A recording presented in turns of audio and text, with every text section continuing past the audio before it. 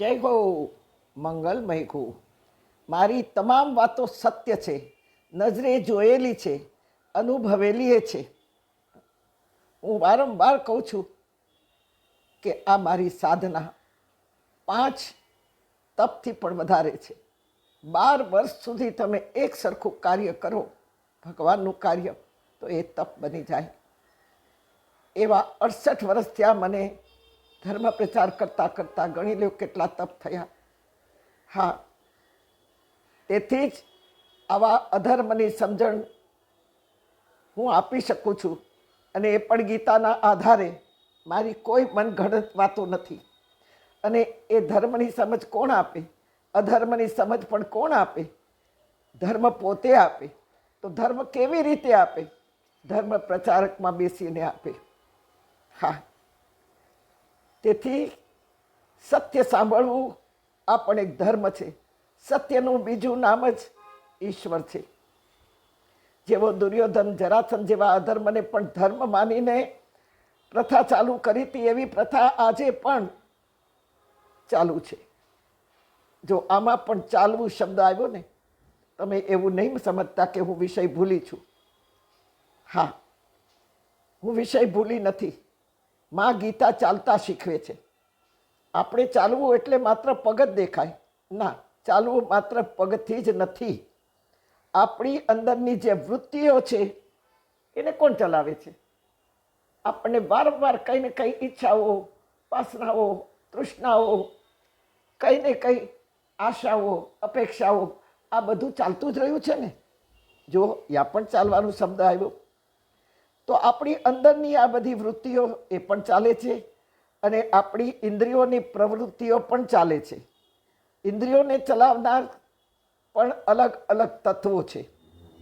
પહેલું તો બુદ્ધિ વિચારોને ચલાવે.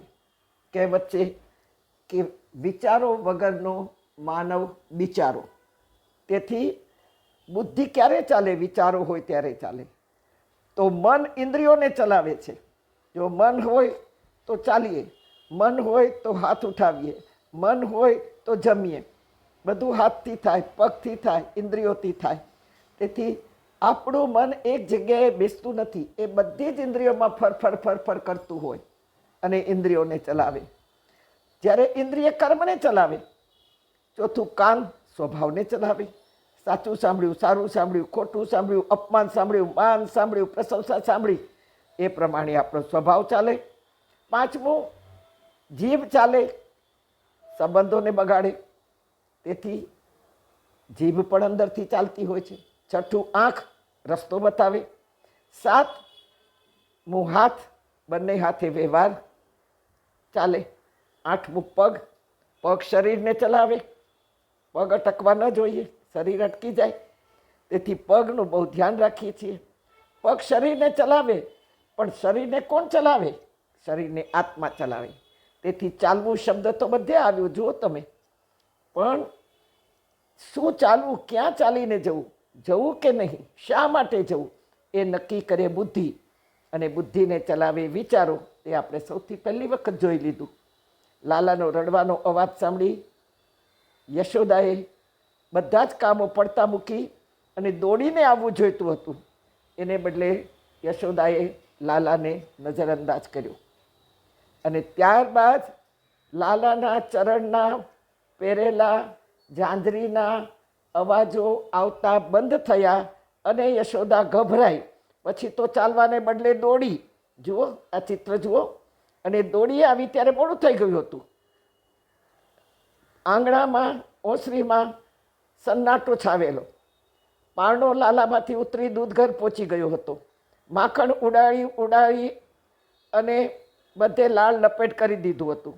છાસની ગોળી માટીની હતી. તેથી હાથમાં પહેરેલા સોનાના કડાને 2 હાથે ભટકાવીને કાણા પાડી ગોળી ફોડી નાખી. બહુ મોડું થઈ ગયું. હા, તેવી જ રીતે મહિલાઓ જાગો, ઉઠો. આવા પવિત્ર ધામોમાંથી આવા ઉપદેશકોને રવાના કરો. પવિત્ર ધામોમાંથી સૌથી પહેલી ગંદકી એ જ સાફ કરવાની છે કે બિન સાધનાવાળો માણસ રવાનો થવો જોઈએ.